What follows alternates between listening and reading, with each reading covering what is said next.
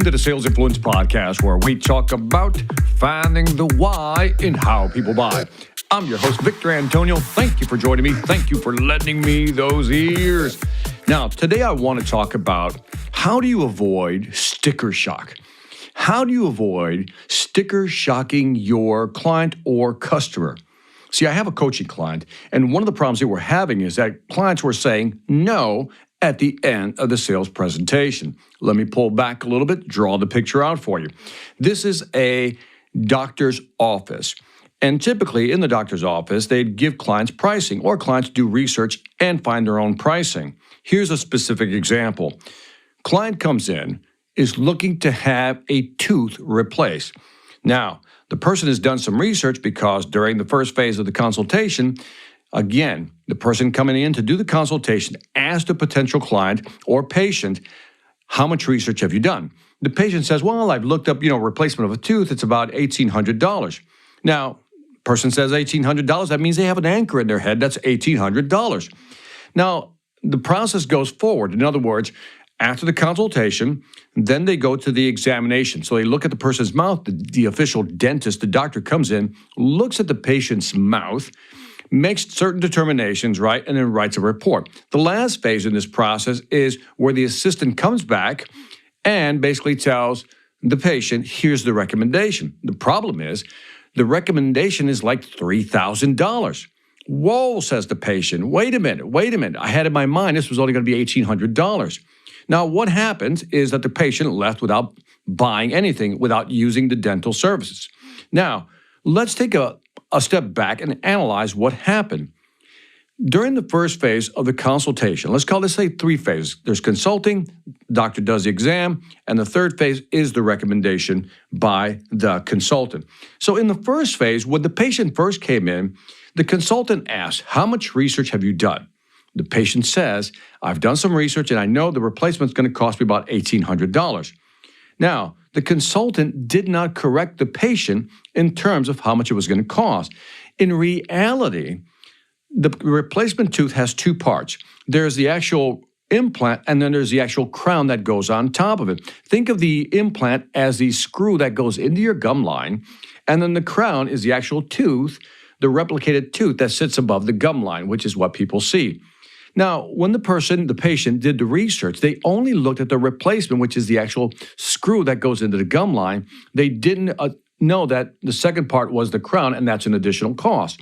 Now, in the initial conversation, when the patient said, I've done research and I know it's going to cost around $1,800, because the consultant did not correct that perception, because the consultant didn't educate the patient as to what the real costs were, the patient assumed going into the exam, the second phase, that the statement of $1,800, since it wasn't corrected, must be right.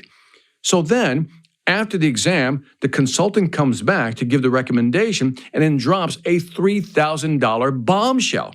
Now, keep in mind, the patient's thinking it should be $1,800. The fact that the consultant didn't correct that perception, the actual patient went through the whole process, and when they got to the end, let's call it the close, and you drop $3,000 on, that's going to be sticker shock right there. What the consultant should have done is what I've already mentioned.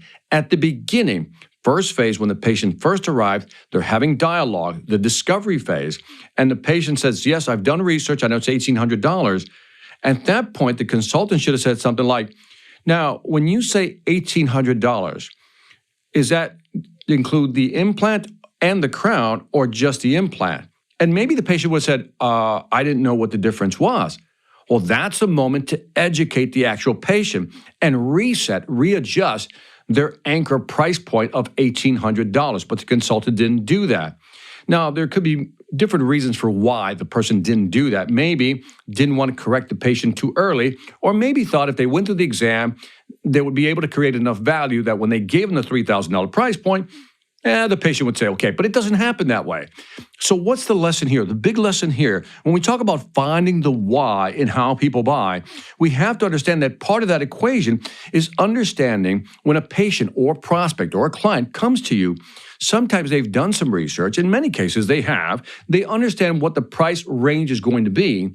So from our standpoint, from a seller standpoint, we need to understand where is their set point? Where is their anchor point? And by understanding their anchor point, we'll know if they align with reality or maybe they're just totally wrong in the case of this patient who didn't understand that there were two parts of an implant, the screw and the actual crown. And it was a consultant's job to train them, but he didn't do that. And because of that, they lost a sale. So the point here is, when you're doing the discovery, understand how much research the customer's done. And in terms of pricing, let's see where they're at. And if you need to correct them, it's better to do it at the front end of the conversation than wait for them to go through the whole process, in this case, the exam and then the recommendation process, and correct their perception on the back end. Never do that, because I will always sticker shock your client. And that is it for the Sales Influence Podcast. Leave me some feedback on iTunes, Stitcher, YouTube. You know what I'm talking about. Love to hear what you think of this approach. Also, check out the Sales Velocity Academy. You know the deal. 50 courses, 500 plus videos. If you want to increase your sales velocity, go to salesvelocityacademy.com. Lastly, I want to thank you for listening. This is Victor Antonio, always reminding you, selling ain't hard when you know how. Take care.